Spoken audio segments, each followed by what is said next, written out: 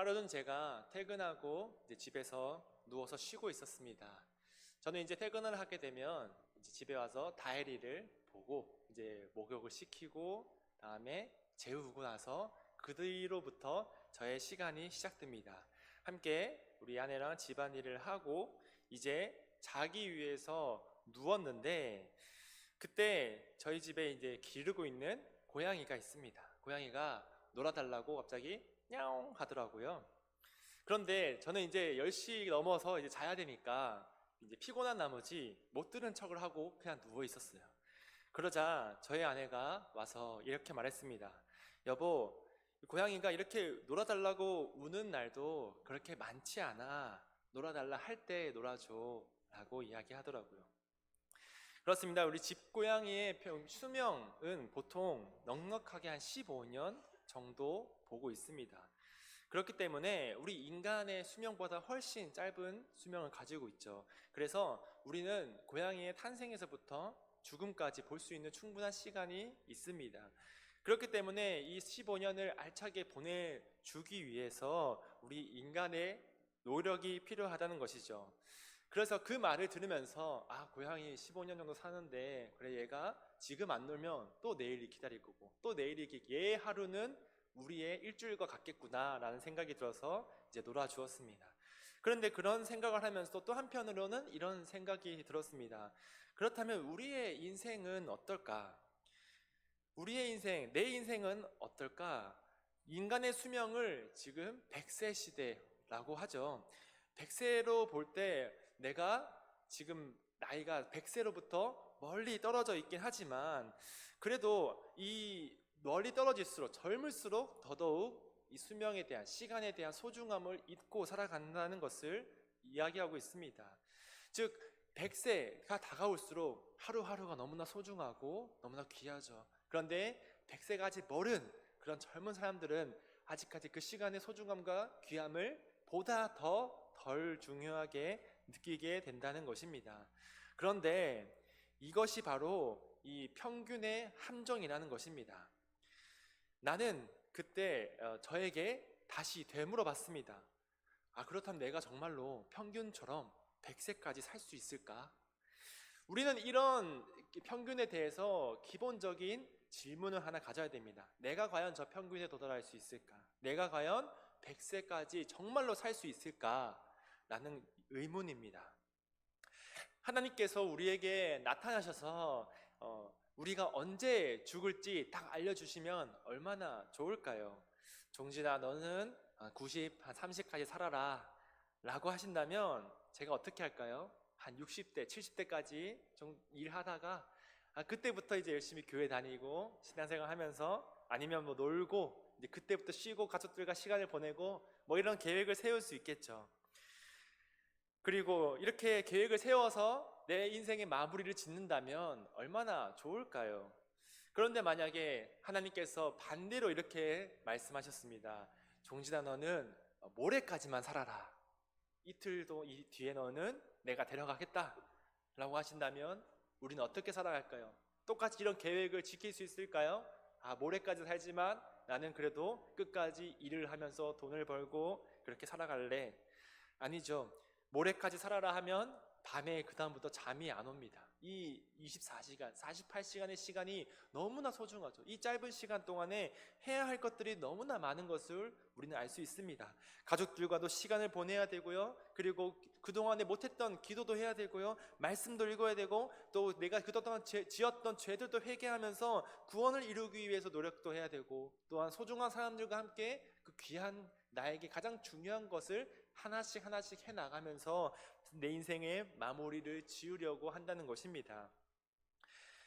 이렇게 우리가 내 인생의 수명이 언제 남아있을지 우리가 알게 된다면 우리의 인생은 무엇이 소중한지에 대한 삶의 우선순위를 먼저 매기게 된다는 것이죠. 하지만 우리는 이렇게 살아가지 못하고 있습니다. 왜냐하면 나는 앞으로 좀 더 살 거야. 나는 내 수명이 아직 좀 더 남았어. 라는 착각을 하면서 살아가기 때문입니다.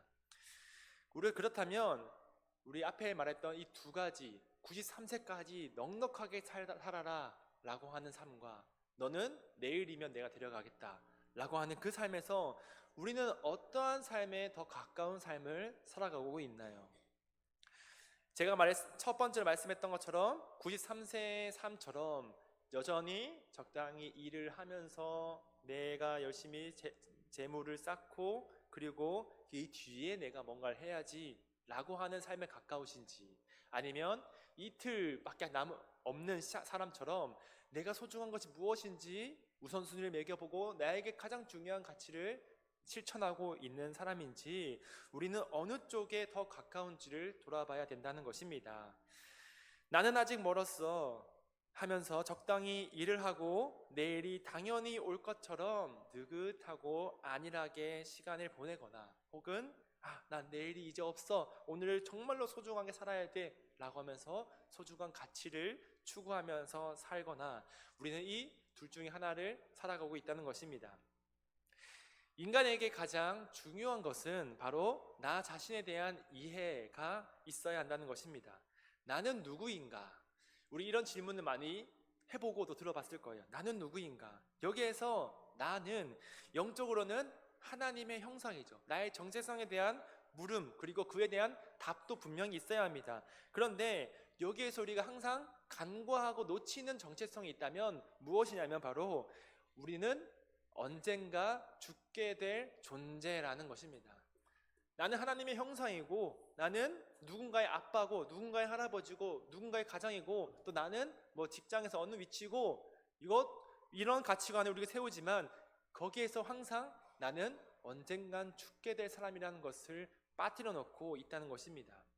그렇기 때문에 우리에게 내일이라는 것은 아주 당연한 것으로 생각하게 되죠. 내일 하면 되지, 내일이 올 거야, 내일이 있어 라는 것이 우리 인생에는 너무나 당연하게 느껴진다는 것입니다. 그런데 우리의 신앙에서 대부분의 문제가 이런 착각에서 나타난다는 것입니다. 말씀, 바쁜데 다음에 하지. 기도해야 되는데 오늘 좀 피곤한데 내일 아침에 하지. 찬양을 해야 되는데 오늘 좀 시간이 없으니까 다음에 하지 뭐. 전도해야 되는데 이번 기회 말고 다음에 만났을 때 한번 얘기하자. 예배를 드려야 되는데 오늘은 조금 피곤하니까 다음 주 예배에 더 집중해 볼까? 중요한 날이니까 이번 주는 빠지고 다음 주 예배에 가서 예배를 드려야겠다. 이런 생각 속에는 내일이 당연한 것뿐만 아니라 다음 주, 다음 달, 내년까지도 마치 당연히 우리에게 주어질 것만 같은 착각을 주게 된다는 것입니다. 그렇다면 우리는 어떻게 살아가야 할까요? 이렇게 한번 저를 따라서 한번 말씀해 보시면 좋겠습니다. 오늘은 내일이 없는 것처럼 살되 영원을 꿈꾸며 살아라. 네, 오늘은 내일이 없는 것처럼 살되 영원을 꿈꾸며 살아라. 여러분, 내일이 없는데 상처를 줄 수 있겠습니까? 우리에게 내일이 없는데 오늘 해야 할 일을 미룰 수 있겠습니까? 여러분, 내일이 없는데 오늘 싸우고 이 상대방과 싸우고 이 토라진 마음을 그대로 둔 채 잠을 들 수 있겠습니까? 내일이 없으면 우리는 최선을 다해서 예수님이 가르쳐 주신 그 말씀들을 지켜나가고, 또 최선을 다해서 우리에게 주어진 이 소중한 사람들을 사랑하고 용서하고 하나님의 말씀을 이루려고 할 것입니다. 또 맡겨진 사명을 내 최선을 다해서 오늘 하루는 어떻게든 완성해 보리라 하면서 감당해 낼 것입니다. 그리고 이런 오늘, 내일이 없는 이 오늘은 바로 우리의 인생에서 시한부 인생처럼 너 내일이면 이제 죽어 라는 그런 절망과 두려움이 아니라 바로 우리에게 주어지는 영원한 나라, 그 영원함을 꿈꾸면서 하나님의 나라를 소망하면서 살아가는 삶이라는 것이죠. 이것이 바로 우리 그리스도인이 지녀야 할 삶의 자세라는 것입니다. 이런 소망을 품고 살아가는 우리 모두가 되길 간절히 바랍니다. 우리 첫 번째 말씀입니다. 착각에서 우리는 벗어나야 합니다. 오늘 본문 18절 말씀에서 보시면 사도 바울은 이렇게 말합니다. 우리가 주목하는 것은 보이는 것이 아니요 보이지 않는 것이니 보이는 것은 잠깐이요 보이지 않는 것은 영원함이라. 아멘. 여기에서 사도 바울이 말하는 우리는 누구일까요? 이 모은 세계의 사람들일까요? 여기에서 사도 바울이 이야기하는 우리는 바로 예수님을 믿는 그리스도인입니다. 사도 바울이 이야기하는 이 우리 안에 들어가기 위해서는 이렇게 살아간다고 해요. 보이는 것을 추구하지 않고 보이지 않는 것을 주목하고, 그리고 이 영원한 일시적인 것이 아니라 이 영원한 것을, 잠깐이 아니라 영원한 것을 추구하는 사람들이라고 이야기한다는 것입니다. 즉 다시 반대로 이야기해 보면 보이는 것은 우리가 추구하지 않아야 한다는 것이고요. 그런데 우리가 자꾸 그 보이는 것에 눈길이 가고 주목이 되고 추구해야 될 것 같은 착각을 하게끔 만든다는 것입니다. 그래서 우리는 이런 착각에서 벗어나야 합니다. 세상은 보이는 것이 중요하다고 이야기합니다. 보여지는 것, 일시적인 것, 즉 돈, 명예, 악함, 분함, 힘, 이런 것들이 마치 영원히 내 안에, 내 주변에 있을 것처럼 우리에게 착각을 주면서 너 그거 주목해야 돼, 너 집중해야 돼, 저거 봐봐, 돈 많으니까, 힘 있으니까 얼마나 좋아 라고 하면서 우리를 착각하게 만든다는 것입니다. 돈이 우리에게 평생 행복을 줄 것 같이 만들고, 명예가 마치 내게 떠나지 않을 것 같이 보여지게 하고, 높은 자리에 있는 사람들은 절대로 안 내려올 것처럼 우리에게 보여주고 착각을 자꾸 심어준다는 것이죠.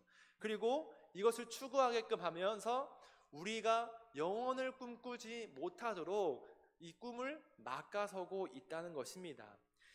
그래서 이런 것들이 바로 우리가 그리스도께 가지 못하게 막는 방해물이 된다는 것이죠.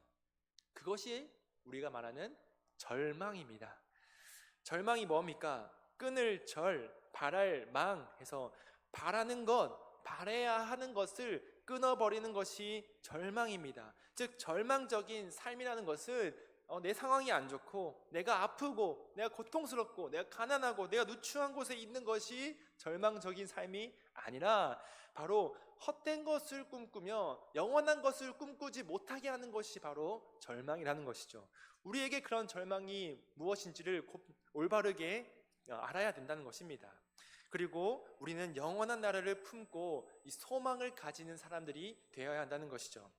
그렇기 때문에 그리스도인들인 세상이 주는 착각들, 눈에 보이는 것, 일시적인 것을 주목하지 않고 눈에 보이지 않는 것, 영원한 것을 주목하면서 바라봐야 한다라고 사도 바울은 말씀하고 있습니다.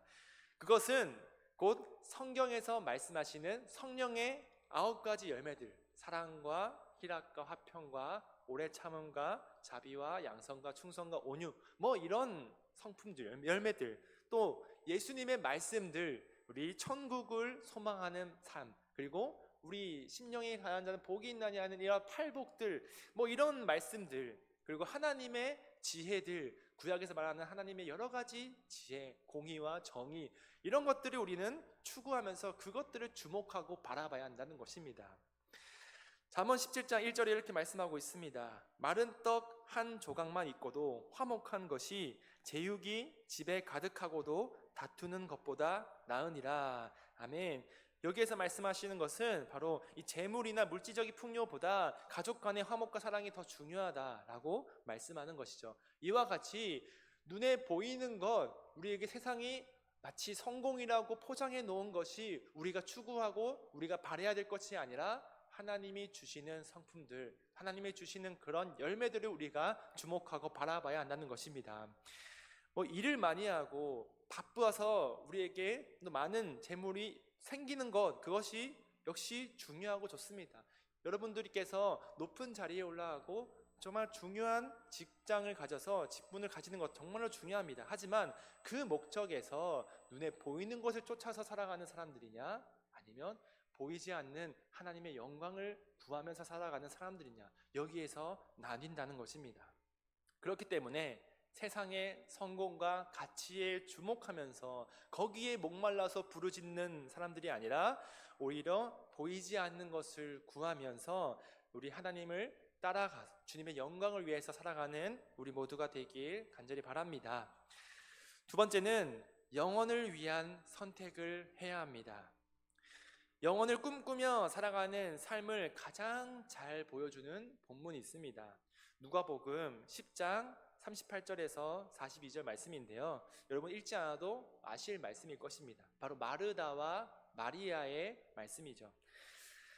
마르다는 예수님이 이 동네에 오셨다는 소식을 듣고 예수님을 초청했습니다. 그리고 예수님을 집에 들여서 이제 막 잔치를 준비하고 있죠. 그런데 동생 마리아는 어디 있었냐 하면 예수님의 발치에 앉아서 예수님의 말씀을 듣고 있었다라고 성경에서 기록하고 있습니다. 그러자 마르다가 내가 할 일이 너무나 많아서 예수님께 가서 예수님, 마리아가 저를 도와서 이 일을 다 같이 하게 해주세요 라고 요청했습니다. 그러자 예수님께서 이렇게 말씀하십니다. 마르다야, 마르다야, 네가 많은 일로 염려하고 근심하나 몇 가지만 하든지 혹은 한 가지만이라도 족하니라. 마리아는 이 좋은 편을 택하였으니 빼앗기지 아니하리라. 이렇게 말씀하십니다. 이 말씀은 사실 교회 내에서 여러 가지 봉사를 하면서 이 사역을 하는 이들에게 사역을 줄이면서 쉬게 하는 말씀으로 잘못 사용되고 있습니다. 여기에서 예수님이 말씀하시는 것, 예수님이 주목하시는 것은 여러 가지 보이는 것, 여러 가지 그런 일들을 내려놓고 바로 보이지 않는 것을 추구하라는 말씀으로 이해할 수 있습니다. 다시 말해서 이 마르다의 근심과 염려는 바로 자신이 택한 그런 여러 가지 일들, 여러 가지 분주한 일들 때문에 일어났던 것이죠. 그렇기 때문에 우리의 근심 또한 이런 일들에서부터 시작된다는 것을 이야기합니다. 우리의 근심은 교회 봉사, 예수님 말씀을 읽는 것이 버겁고 찬양하는 것이 힘들고 기도가 잘 안 돼서가 아니라 바로 이 세상의 삶의 고단함과 치열한 생활의 지침으로 인해 교회에서 안식을 찾고자 하면서 나타납니다. 그렇기 때문에 일이 많고 분주하고 염려함은 바로 예수님 때문에 일어난 근심과 걱정이 아니라 바로 마르다 그 자신 때문에 생기게 된 염려와 근심이었던 것이죠. 이 본문을 제가 이해하기 쉽도록 제가 현대식으로 해석하면 이렇게 말씀을 할 수 있습니다. 예수님, 제가 직장도 다녀야 하고요, 운동도 해야 되고요, 취미 생활도 해야 되고요, 친구들도 만나야 되고요, 예수님 여행도 다녀야 되고요, 공부도 해야 되고요, 집안일도 해야 되고요.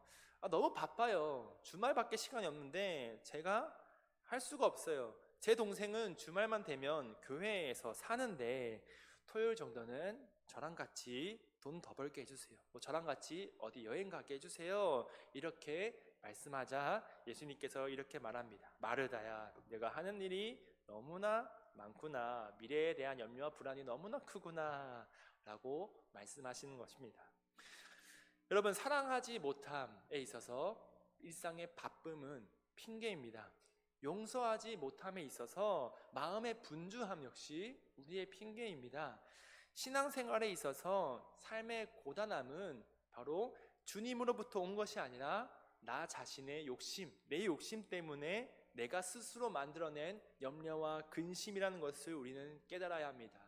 그리고 예수님께서 말씀하시듯이 몇 가지만이라도 하든지 혹은 한 가지만이라도 내게 족하니라 라는 그 말씀으로 우리에게 지혜를 주시고 계십니다.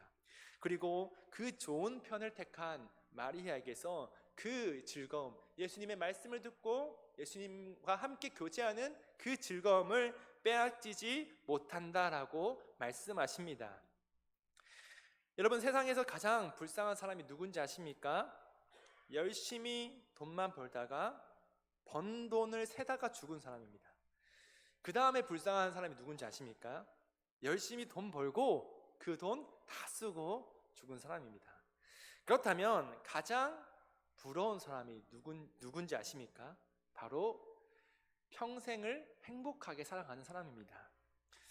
우리가 세상을 살아가는 이유는 돈 벌고 돈 쓰기 위해서 살아가는 것이 아닙니다. 우리가 사는 것은 바로 우리의 행복함, 즐거움, 기쁨을 위해서 살아가는데요.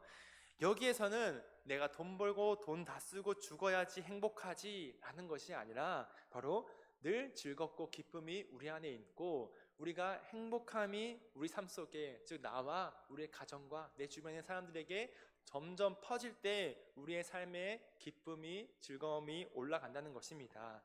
그런 삶이 바로 우리 예수님을 따라 살아가는 삶이고, 오늘 우리 마르다와 마리아의 말씀처럼 세상에서의 근심과 염려로 늘 고민하며 힘들어하면서 살아가는 사람이 아니라 마리아처럼 주의 발치 앞에 앉아서 말씀을 듣고 주님과 교제하는 삶, 즉 보이는 것을 쫓아 살아가는 것이 아니라 보이지 않는 것을 추구하면서 소망하면서 살아가는 삶이라는 것을 기억하시기 바랍니다.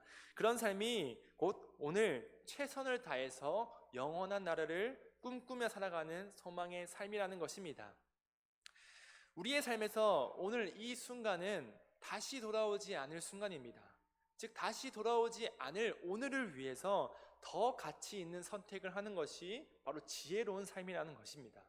보이는 것, 일시적인 것을 추구하는 그런 절망으로 향하는 삶이 아니라 보이지 않는 것, 영원한 것을 꿈꾸는 소망으로 살아가시길 바랍니다. 이런 삶이 우리에게 행복이며 예수님이 지켜주시는 즐거움, 기쁨임을 믿고 그렇게 살아가는 우리 모두가 되길 간절히 바랍니다. 세 번째로는 소망을 품고 행동해야 됩니다. 저는 지난 한 주간 아주 힘든 한 주를 보냈습니다. 지난 주일 오후부터 저희 아들이 아프다는 연락이 오면서 이제 병원에 갔대요. 그래서 저는 그래 병원에 잘 갔다 왔구나 하면서 딱 이제 예배 다 마치고 탁구를 한 게임 딱 했는데 전화가 왔어요. 응급실에 가고 있다. 그래가지고 바로 이제 집으로 갔죠. 그렇게 이제 아이가 입원하고 장염으로 인해서 입원하고 화요일 날 퇴원을 했는데 화요일 밤부터 이제 저랑 아내가 이제 다시 아프기 시작했습니다. 이 한 가정에 3명이 있는데 3명이 다 아프니까 참 힘들더라고요. 그래서 저는 이제 수요일에 병원에 가게 되었고 저희 아내도 수요일 밤에 이제 제가 집에 오고 난 뒤에 병원을 가게 되었습니다. 병원을 갔더니 의사가 이렇게 말했습니다. 이 약을 먹고 2, 3일 정도만 되면 괜찮아질 겁니다. 근데 그 말을 들으니까 제 마음이 착 편안해지더라고요. 오래 가는 것이 아니구나. 어제 하루 견뎠으니까 오늘 하루, 내일이면 낫겠네 라는 그런 생각에 편해졌습니다. 그리고 오늘 하루만 어떻게 잘 보내보자 라는 생각을 하면서 지내다 보니 어느새 목요일이 되었고, 그리고 목요일 아침에 일어나니 제 몸이 회복되는 것을 느끼게 되었습니다. 그리고 또한 다혜리도 병원에 갔더니 이제 무슨 병인지 알았어요. 그러니까 이제 그거를 검색해 보니까 완치까지 넉넉하게 2주 정도 걸리는 그런 병이래요. 그런데 이제 6일째가 되던 이 금요일 점심쯤에 병원에 갔는데 상태가 많이 좋아져서 뭐 거의 다 나았다라고 이야기하시더라고요. 현재 나에게 고난이 있더라도 3일만 뒤면 괜찮아질 거야 라고 하면 우리는 그 하루하루 힘들어도 견딜 수 있습니다. 뭐 그게 일주일이 될 거야. 그래도 우리는 하루하루 그래 일주일 뒤면 좋아지니까 견디게 될 것입니다. 이것이 바로 우리에게 주어지는 이 소망의 힘이라는 것이죠. 그런데 만약에 의사가 저한테 왔어요. 제가 이제 막 춥고 막 몸살이 있었는데 의사가 와가지고 어떡하죠? 못 낳겠는데요. 평생 이제 그렇게 살아야 돼요. 라고 하면 제 마음이 어떨까요? 그때부터 낙심하죠. 내가 이렇게 힘들게 어떻게 이제 앞으로 살아가지? 나 이제 절대로 낫지 못하는 것인가? 라는 그런 좌절에 빠질 수밖에 없다는 것입니다. 이게 바로 우리에게 참 힘든 것이죠. 고난의 끝을 알 수 없는 것. 우리에게 고난의 끝이 정해져 있다면 우리는 고난에 쉽게 감내할 수 있다는 것입니다. 하지만 이 고난이 언제까지 갈지, 얼마나 길게 될지, 얼마나 더 힘든 일이 우리에게 닥쳐올지 우리는 그것을 모르기 때문에 더 힘들어하고 더 아파하고 매일매일 삶에서 우리가 좌절하고 낙심하게 된다는 것입니다. 그런 삶이 정말로 두려운 상황, 또 힘든 상황이라고 이야기합니다. 하지만 끝이 정해져 있는 고난은 우리가 끝을 알기 때문에 힘내어서 견뎌낼 수 있다는 것입니다. 그렇다면 여러분에게 1년 뒤에 아니면 10년 뒤에 너희에게 엄청난 영광을 주겠다라고 하게 된다면 우리는 1년이든 10년이든 그 고난도 달게 받을 수 있다는 것이죠. 그것이 바로 우리 이 소망의 힘이라는 것입니다. 그리고 하루하루 버텨가며 1년 뒤에 얻게 될 그 큰 영광을 우리는 사모하면서 매일매일을 살아갈 수 있게 된다는 것이죠. 하물며 우리 그리스도인은 어떻습니까? 우리에게 장차 주어질 영광, 이 소망이 우리에게 얼마나 큰가요? 로마서 8장 18절에 이렇게 말씀합니다. 현재의 고난이 장차 나타날 영광과는 비교할 수 없다라고 말씀하고 있습니다. 즉 우리 그리스도인에게 주어지는 이 영광은 지금의 우리 고난과는 비교할 수 없기 때문에 우리 예수님을 믿는 우리들은 장차 있을 영광을 우리가 믿으면서 그 영광을 우리에게 주어질 것을 알고서 현재의 고난마저도 우리가 기쁨으로 감당할 수 있다는 것이죠. 게다가 심지어 이 예수님을 믿는 사람들은 예수님을 따르는 즐거움과 영광을 믿기 때문에 또 더 나아가서 스스로 자기의 십자가를 지고 고난의 길로 자처하면서 걸어가기도 한다는 것입니다. 이런 삶이 바로 소망을 품고 살아가는 삶입니다. 오늘 읽은 본문 말씀에서도 이렇게 말씀합니다.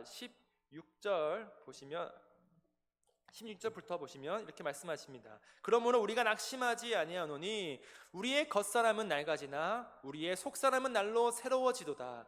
즉 우리의 겉사람, 우리 건강, 힘, 우리 육신의 것들은 점점 나이가 들수록 힘이 없고 우리가 점점 약해지고 썩어지지만 우리의 속사람, 곧 믿음, 소망, 사랑, 기쁨, 이런 영적인 것들은 날로 새로워진다는 것입니다. 17절 우리가 잠시 받는 환난에 경한 것이 지극히 크고 영원한 영광에 중한 것을 우리에게 이루게 함이니. 아멘.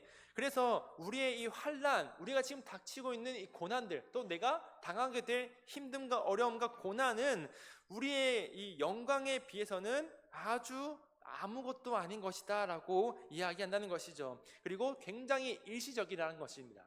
잠깐이죠. 잠깐 있을 그런 환난과 고난, 잠시 받는 환난이라고 말씀합니다.